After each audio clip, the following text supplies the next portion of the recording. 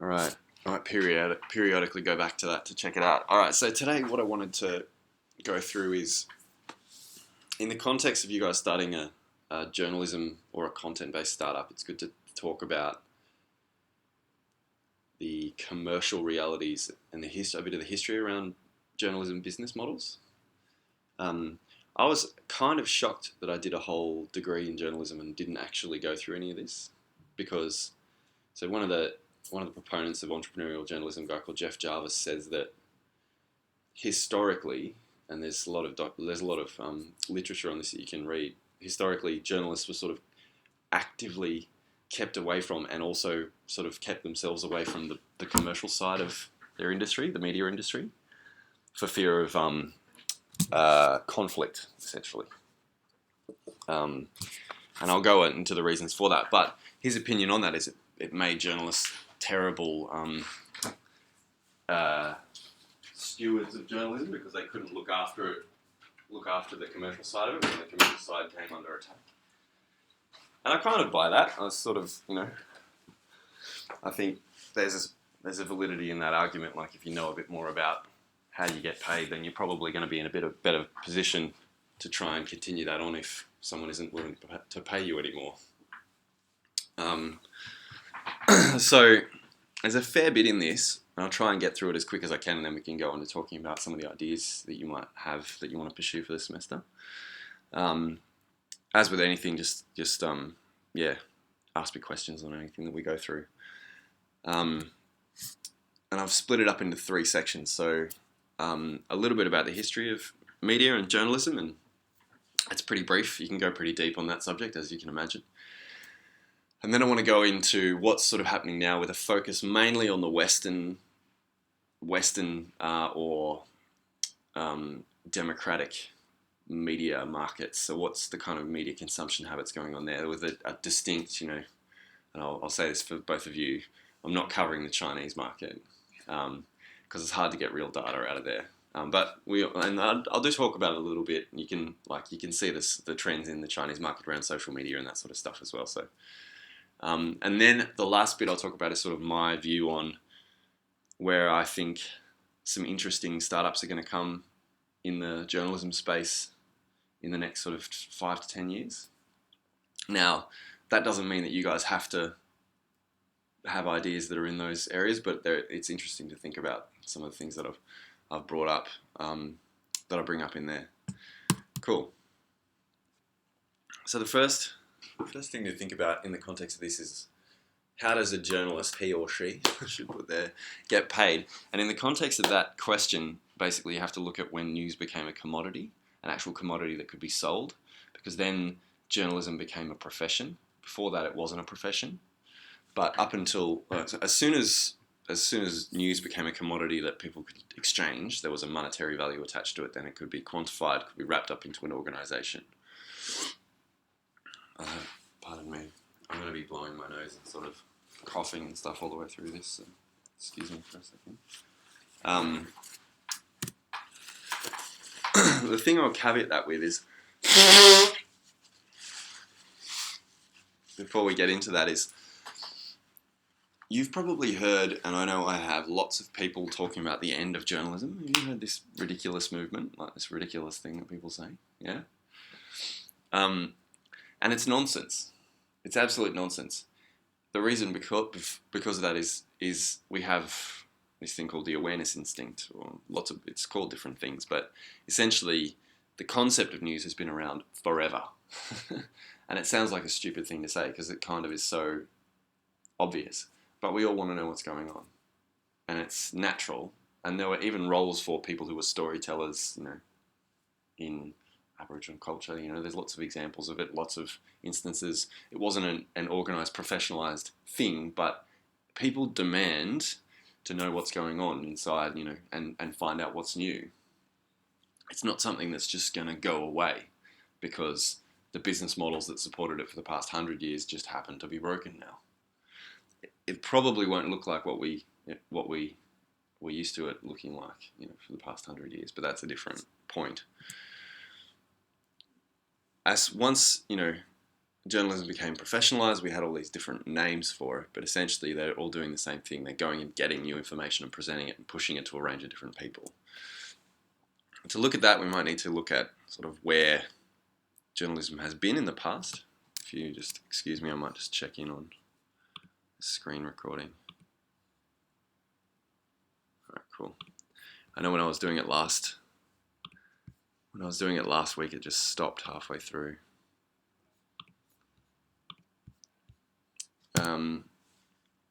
So, before the printing press, or I'd say before the printing press, news was basically very, very expensive. This is sort of there's a range of different cultures over the past, say, 2,000 years.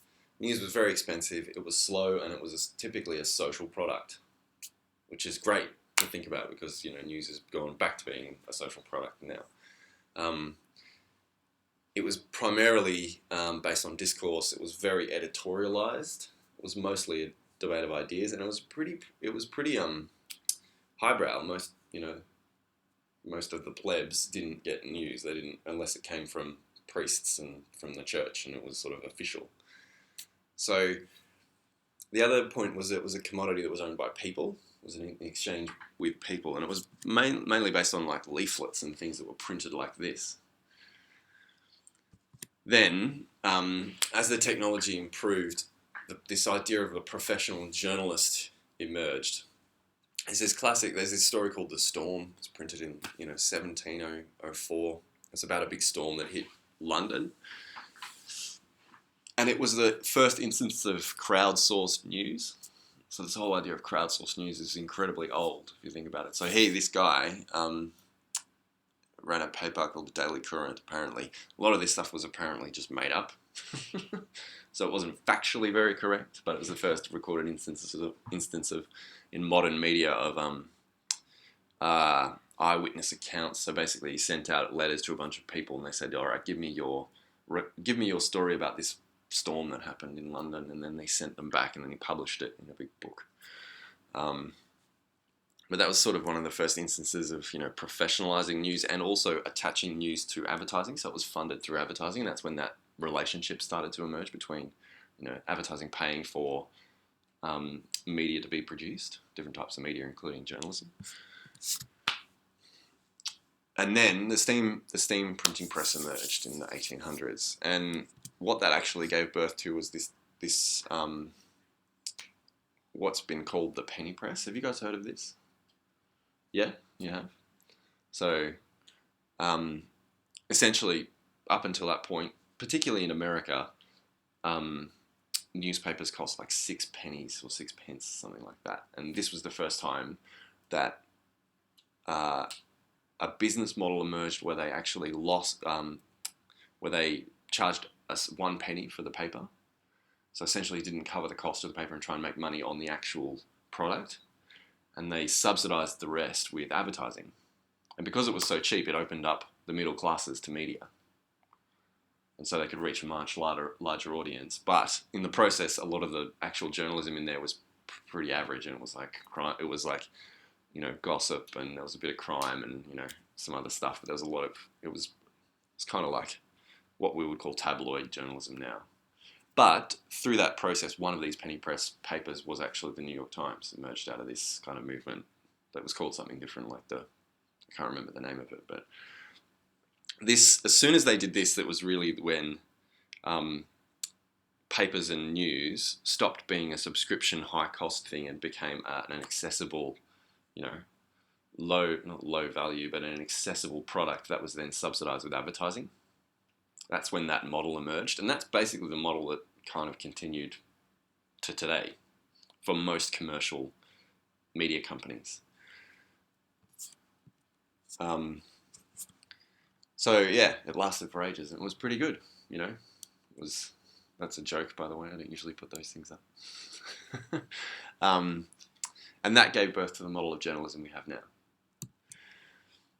And there's a great book called The Elements of Journalism by Kovacs and Rosenstiel. I always get these names wrong. And that's basically where this model emerged around journalism. And the product of journalism was born out of this. So that mass mass product of papers and media, mass media emerged through the advertising model, and that basically then gave birth to the trust and loyalty kind of cycle, where citizens would put their trust in journalists to give them an honest representation and an objective and unbiased view, and then they would then reciprocate with their loyalty and continue to purchase the media from that company or from those journalists, and then the cycle would go around. And that's sort of where the schism between journalists and the commercial models that operate to support them emerged, because really journalists said, well, our loyalty is actually for the readers, it's not to the advertisers that come on board and actually support it. Whereas in the past, a lot of news was actually far more biased, and there was lots of. And I'm not saying all commercial media isn't biased. I'm not, but that was the model essentially. And a lot of commentators, and I'm not sure how true this is. Some people believe it is, some people not. Believe that the whole idea of objectivity is actually born out of this. The fact that it was such mass media, and you had lots of different advertisers, and lots of different points of view. Objectivity came in as a balance to that, so that you could actually have objective news that was balanced, so that at least you were being fair to everyone, to keep that model going. Whereas now things are going back to being a bit more niche, a bit more biased. That's sort of coming into question, and we'll talk about that in a little bit more detail in a second. I might ask you guys, so how do journalists get paid these days? What are all the different ways that you potentially, when you go out and become a journalist, could get paid? Salary from an organisation. Yeah. News organisation. Freelance. Mm-hmm. Again, from a news organisation, probably. Advertisement. Yeah. Freelance. Well, advertising typically, that's a model that a media company would employ. But as an actual journalist, like, how would you get paid? What are the different ways that you could potentially get paid? Like a subscription model. Donation. Yeah. You're picking up most of them.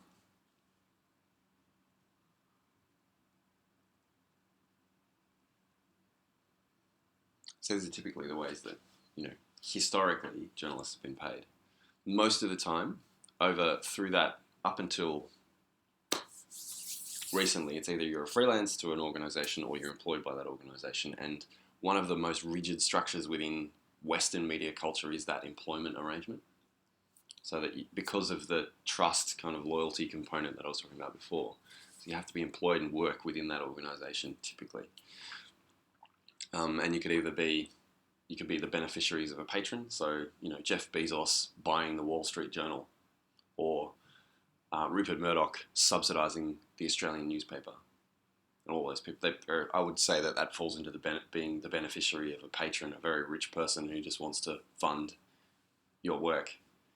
There's small examples of that out there. Whereas beneficiaries of the crowd, like crowdfunding or subscription models, and where the money actually goes direct to the journal to produce a story or a sequence of stories, or just be employed.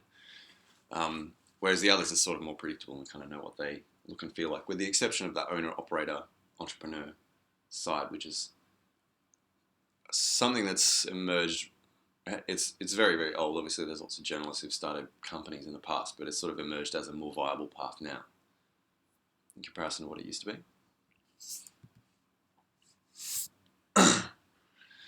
Now, I'm going to talk about what's typically called the wall and the relationship with capital. So, in that old media model, there was this delineation between journalists and the commercial side of media operations, specifically so that they could keep that objectivity, independent component, so they could have that as a mechanism to attract loyalty. There's also the social benefit of that, and the social benefit of journalism as a product. But in commercial operational terms, that's also why it existed. That's why it was important.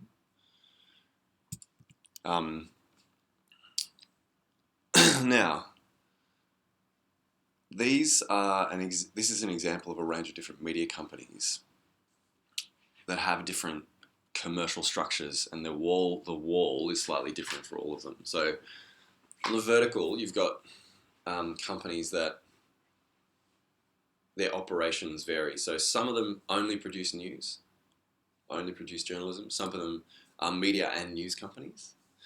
Some of them are like news and or media plus a small amount of diversified operations. Diversified being things that are adjacent to media or totally different where they try and make money off them.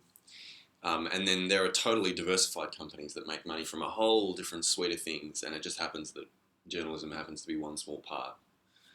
So that's on the vertical. And on the horizontal, you've got their funding model. So on the far right, there's ones that are profit driven. So they're out to make money. They're out to actually make a profit. In the middle, you've got things that are basically in that sort of beneficiary, kind of not-for-profit beneficiary trust structure. On the left-hand side, there's the government, taxpayer, citizen-funded model. So you can see it's a pretty diverse array. And actually, now that commercial model's come under pressure of journalism, is saying that the ones to the left and in the middle are almost like the future journalism in terms of commercial models. So have you've all heard of The Guardian, yeah? So The Guardian is owned by a thing called the Scott Trust. And so it's protected from, in a way, the market forces of, being required to make a profit. They still have to make money, but they don't have to make a profit all the time. Al Jazeera is another one. It's owned by one of the Kuwait, Qatar, an emirate or prince from Qatar. I don't even know what his name is. And so that's only funded and wholly owned by a beneficiary, a very wealthy beneficiary. They still have to, I guess, perform their duties and do what they need to do, produce content, but it's not a commercial operation. And then at the top, there's Associated Press. Have you guys heard of Associated Press? Yeah? And so you two haven't heard of it? They're a news an association, and there's a lot of them in Western media. Western countries typically have a press association where all of the media companies in that market typically put money into a centralized company, not for profit, typically, sometimes for profit, to produce content to give to everyone else, to kind of break the back of hard news reporting and a bunch of other stuff. The one in Australia is called Australian Associated Press. And then, so on the vertical, it's very interesting to see. So someone like The Economist, they're sort of the outrider. They're a for-profit company. They do have, I'd say they're news only, but they do have some slightly diversified stuff in there as well. And they're not independent. They're owned by another company, but that unit essentially is quite profitable, not reliant on advertising, and only produces news. So it's pretty rare. Whereas someone like Reuters it should actually be Thomson Reuters, is a financial services and information company which happens to have probably the best regarded newswire company attached to it in the world. Yeah. So I find it really helpful to actually look at where the money actually comes from to support journalism in the context of this, what their operational models are, whether they're actually for profit or not, and then what they actually do to support that. So News Corp's not on here, but News Corp is very similar to say Fairfax Media in terms of the way that they operate. They have a diversified structure, but most of it's based on media. But they make pretty much all of their money from things that aren't related to news, and they either just make a profit or they make a massive loss on a lot of news related stuff that they do, with the exception of, think of Fox News.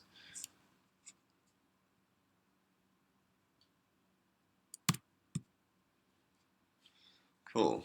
Now, might just swing back to newspapers for a second. Newspapers are always good to look at because they produce a lot of the best known journalism. And in the history of newspapers, there was always a mix between subscription, money you make from subscription, and advertising. And some countries and some papers had a higher mix than others. But you can see averages in some countries and then some specific papers I'll pull out here. So Germany the average is actually about 55% from circulation, and then the rest is from advertising. The UK, it's about 50%. In Japan, it's actually a bit lower. But in the US, it's so much higher, and that's why so many newspapers in the US just collapsed in the run up to the 2000s, because they were so reliant on advertising, and they'd driven their cover price down so much that as soon as advertising revenue came under pressure, they were like, well, we've got no buffer. Whereas in comparison, say,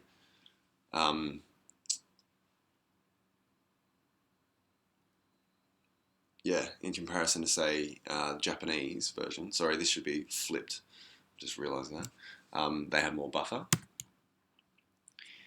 Fairfax is similar, so the Australian company. That's changed slightly now. These numbers are a few years old now, but they're trying to increase subscription revenue, but most of the money comes from advertising or other site-related advertising.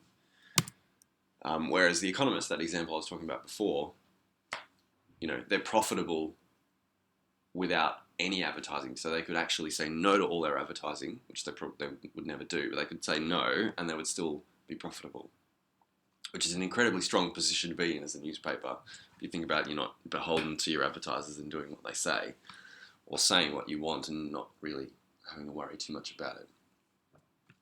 And the New York Times, I think that's changed a bit now, but I'd be surprised if it was much different. It's about 50%, 50-50. Let's skip over that one. As all of that was occurring, so during the 2000s, these three big innovations were coming through in the media landscape that we all know of. So they're 10 plus years, and they're sort of at maturity, and now they're part of our lives, which is mobile and social media.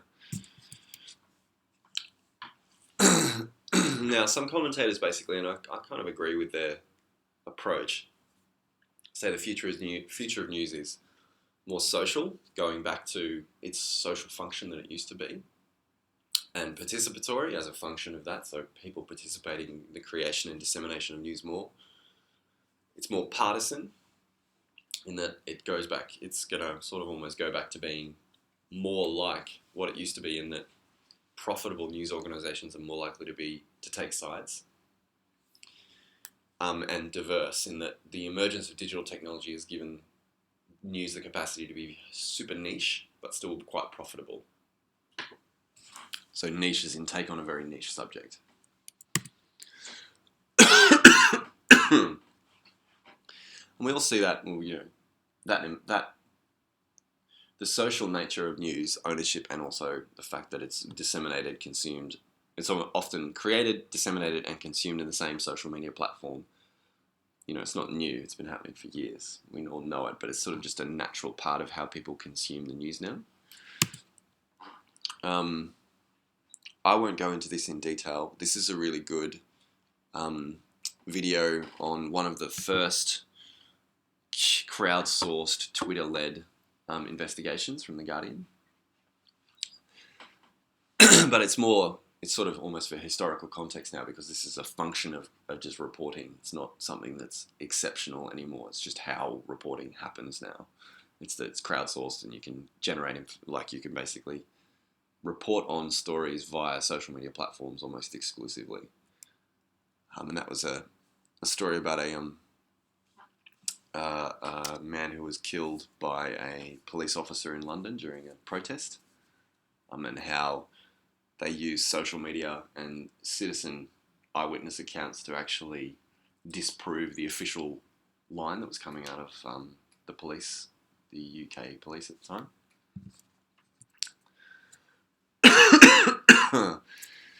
Yeah, the next one is this nature of profitable news is actually going to be more partisan, and Fox News, as I mentioned before, is the best example of that. So it's delivers somewhere between 800 million and $1 billion worth of profit to News Corp's bottom line every year.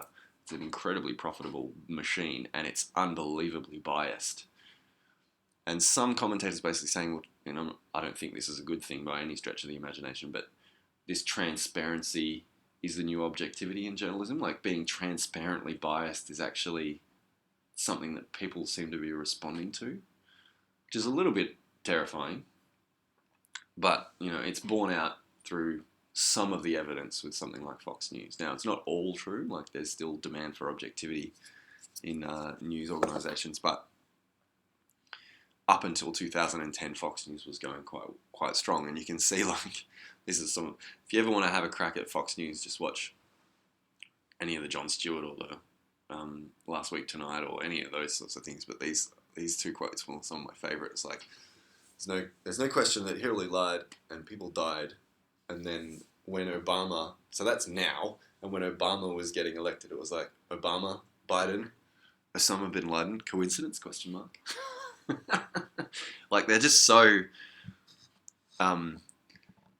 they're so transparent, you kind of got to hand it to them that they just do this, and it's like no one calls them out on it, so it's almost like they don't give a shit, really. Kind of terrifying. And so those 4 areas, a lot of news companies are actually they were putting those sort of trends into their innovation. So they're actually trying to see, all right, what kind of social participatory or diverse partisan kind of movements can we inject into the way that we generate revenue, the kind of products that we build, or the way that we get our funding. So what are our funding models that sit underneath it, whether we go into a trust model and all that sort of stuff. So some examples that came through on the product side, something like Demotics. Have you guys heard of that?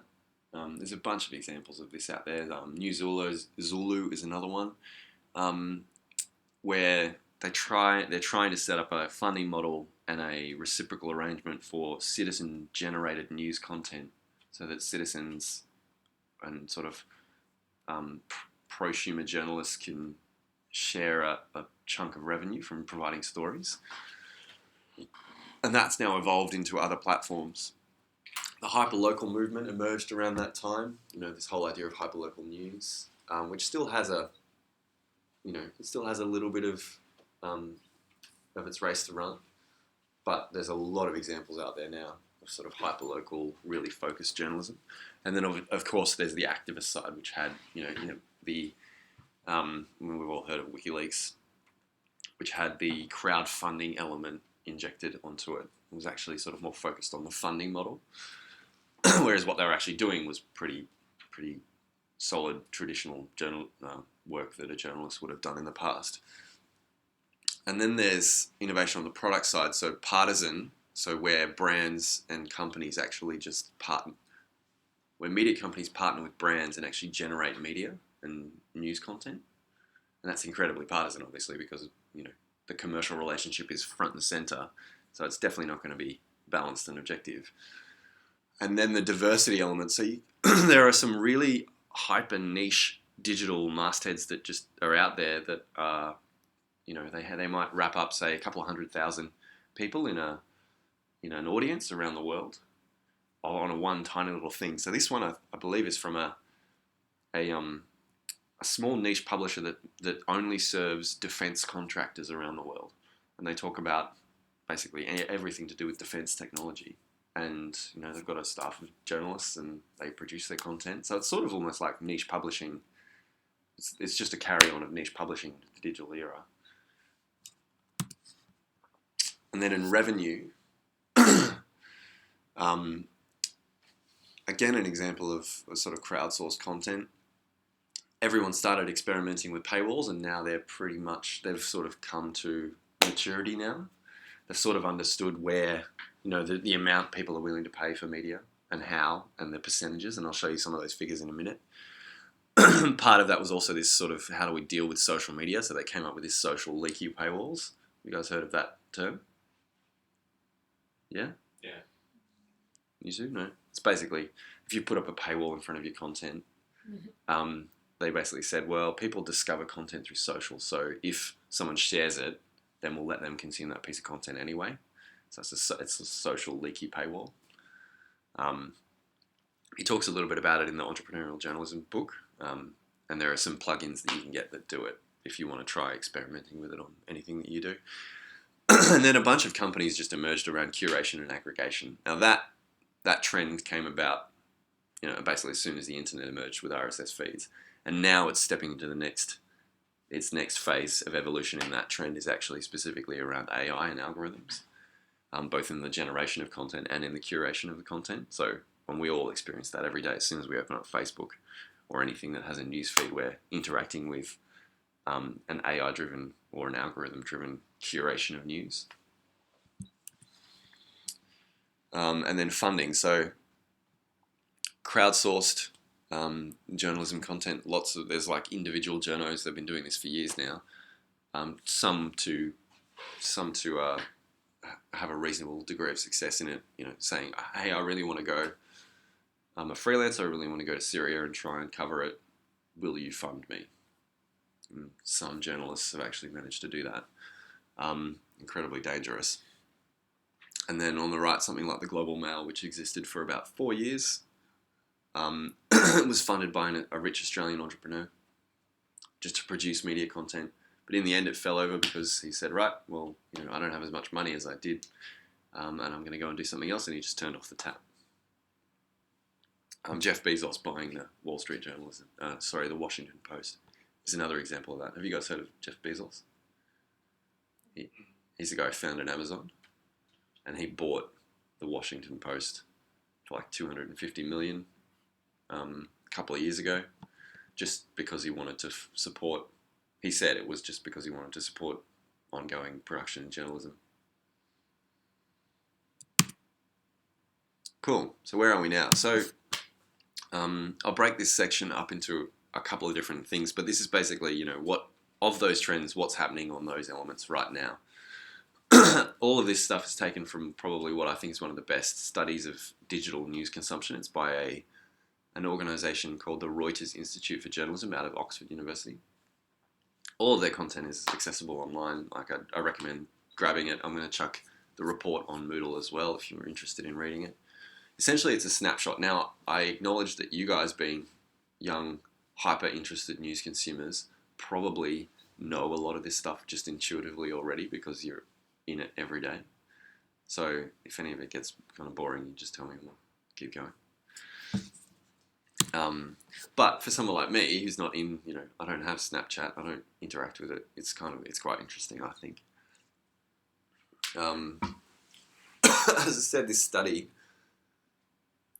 the background of this study is they have about 2,000 respondents in every market, and they went to about 30 countries to do it. So it's a pretty big study, and they've been doing it for 5 years. And it's pretty much all of the major European countries, Australia, the US, and then South Korea and Japan. So that's the extent of Asian coverage. But it's all focused on news. So the primary thing that's really kind of ramping up, and this sort of confirms that trend from a couple of years ago that I was talking about before in the past section, is the rise of social media. So social media, not only as a place where people spend their digital time, it's actually now transitioned to be a place where lots of people primarily get their news. And that sounds like a small thing, but it's actually quite a large thing. It sort of weakens the traditional media brands and how people feel about them, the awareness of media brands, and transitions a lot of the power into consuming content purely on social media platforms.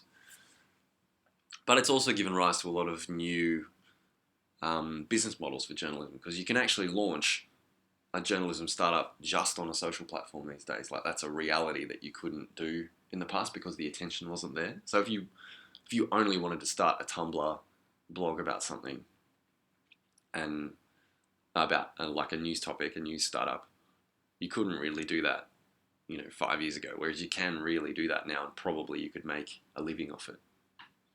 Same with an Instagram, a pure Instagram play, or just something that happens on YouTube. Those things weren't really a reality 5 years ago, when, well, they were, but it was a lot harder.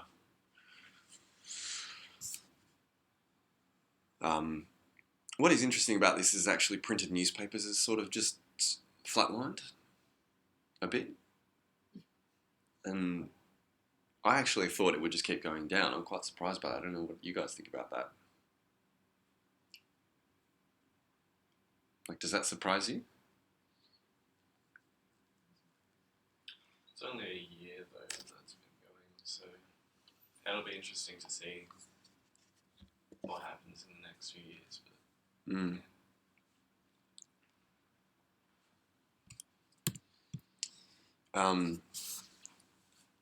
And you can see a lot of that growth came year on year from certain countries, but I'll try not to make, because you guys, well, apart from yourself, you're Aussie, but you girls obviously have a more global view on things. And a lot of the online students, they're up from different parts of the world. So I'll try not to make this about Australia, but some things in Australia are pretty interesting in this data, like the jump in the main source of news for consumers in Australia from 12% to 18% in 1 year. Like, that's big. Behind Brazil. Like, Brazil, is it Brazil?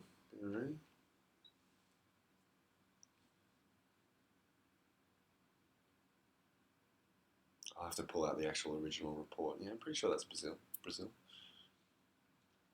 yeah,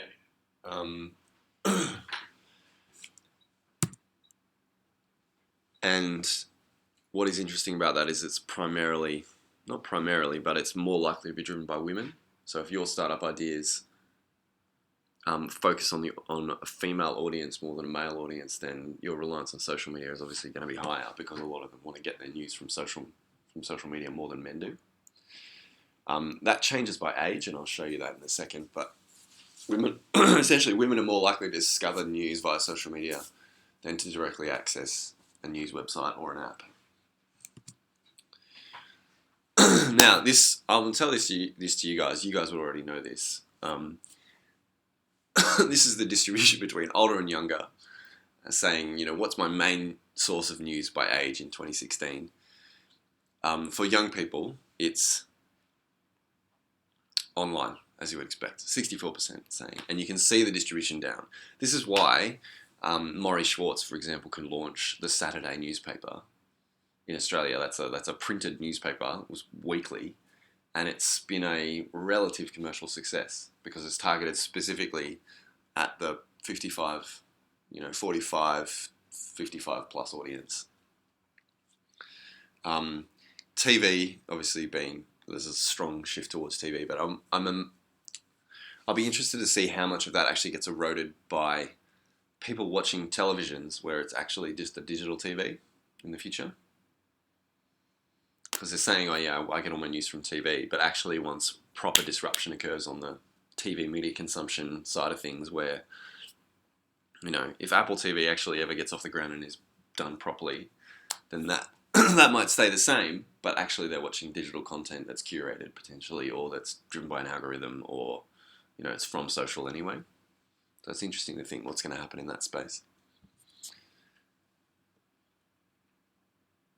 And this isn't top social networks overall. This is top social networks for news in these countries. So where I actually want to get my news from. Facebook, for any purpose and for news, yeah, sorry. So you can see the comparison. But Facebook, you would imagine, is always going to be up there. Hence why most publishers are forced to play the instant article game. They just have to, because of that fact. But interestingly, platforms like YouTube, that's why a startup called Storeful I'll put up in a minute. It can actually perform pretty well as a YouTube only play, because 20%, there's a 20%, penetration of people saying, well, that's one of my, that's almost like my primary social media network for news content. But then as soon as you step into Asia, it all becomes different. So, I'm not sure what would, if you were looking at that, what would the top platforms in China be, do you think? We use our own social media. But would it be tennis like QQ? Would that be the top? No. QQ is not popular now. We use WeChat. But it's the same company products. Okay. But And WeChat is also Tencent, yeah? It's owned by the same company, or it's not? Yes, it's Tencent. Yeah. But It's like WhatsApp. WeChat focuses on the communication. among the friends, and we get news information from Sina microblogging. Mm. And what's that? Actually, I do. It's the China's version of Twitter. And it's called what? Like- What's it called? Like Twitter and Facebook, Chinese version. We call it Weibo. Oh, Weibo, yeah. Yeah. Right. And yeah, what I love about when you see a chart like that of like the popular social networks in China, they've got like 800 million users. And we constantly go on about Twitter and like, how many people are on Twitter? Oh, it's probably like 80 million. We got 1.4 billion people. Yeah, I love it. It's great.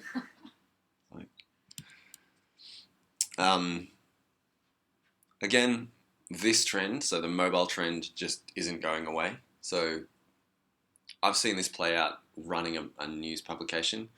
You guys would already know it just based on your own behavior. Mobile is going to be the primary point of consumption pretty soon for every consumer of digital content, whether it be news or other news content. And it's already overtaken it in some markets. Some markets are a long way behind because they don't have smartphone penetration. Some markets like Australia are, we've got like 93%. So it's really high smartphone penetration. It's super high. So, but mobile is just going to continue to be something that I'm assuming people will stop caring about desktop platforms soon. It'll just become an afterthought, and you probably won't put effort into desktop platforms as much anymore in comparison to the way that media companies used to. And then what I found really interesting about this, so in the US, there's like a hyper derivation away from the norm. It's like Snapchat Discover. Have you guys used Snapchat Discover? So 12%, it's not used that much outside of the US, but in the US, like 12%, where is that view? Yeah.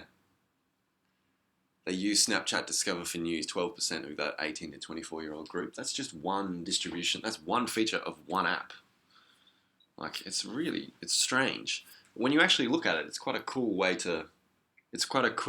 piece of innovation in news content consumption when you actually try and interact with it, I think. Like, have you guys used it? Have you used it? So BuzzFeed, CNN, Vice, a couple of others, Seven West Media is doing their Rio coverage through Snapchat Discover for the Olympics. So I'd recommend checking it out. Like, it's an interesting thing to look at and say, hey, this is kind of cool, different way to sort of push news out. There's a whole bunch of lifestyle content in there and a bunch of other stuff as well.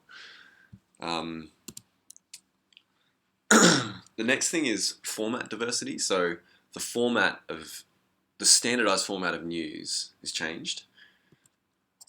So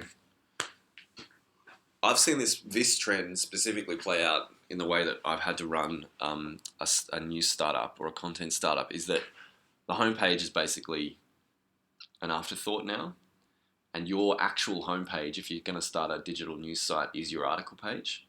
So you have to think really hard about how you use your article page as opposed to your homepage now. Because most of the time, people just aren't going to get to your content any other way than through social media. It's just the way it works. So they'll come in off the newsfeed.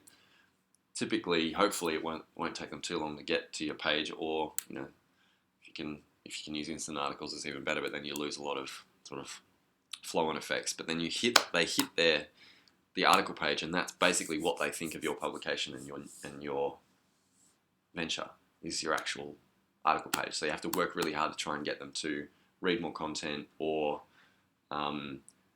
try and get some information out of them so you can then re-communicate more with them, try and get an email address, try and get something out of them so that you can then try and get back into them with more content. And it's only going to get more and more like that as social media becomes the primary point of news consumption into the future. And then there's the types of news content that are going out there that people are more likely to consume. So there's a diversity of ways that they want to consume media content, news content now. News articles still the top, and that's sort of pretty stable. And I'll talk about that in a minute. But There's listicles, obviously, which have been around for ages. Online video, picture galleries, all of the ways that you should always be thinking about. And this is very specific to digital, I know, but stories need to be delivered in the way that news consumers want to consume them, and news consumers have different requirements now in the way that in comparison to what they used to, and usually all of that's coming at them at once, and then they can pick and choose what they want. So there's a gallery, an online video, a news package, and a news article, and potentially some audio that they can consume, maybe some short animated elements of that news story coming at them embedded, and then they can pick and choose, almost consume that story in the way that they want, all at the same time sometimes.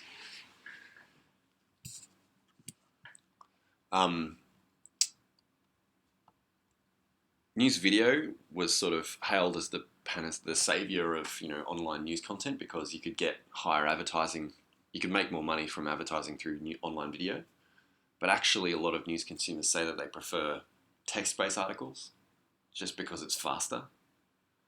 So I find it quicker and more convenient to actually read a news article as opposed to watching a video. Now, that's not for everyone. It's probably for older news consumers online. Like younger news consumers want a Facebook pre-roll video with text overlaid that they don't even have to go off their Facebook feed to get the story. Like, Al Jazeera Plus videos. Have you seen them?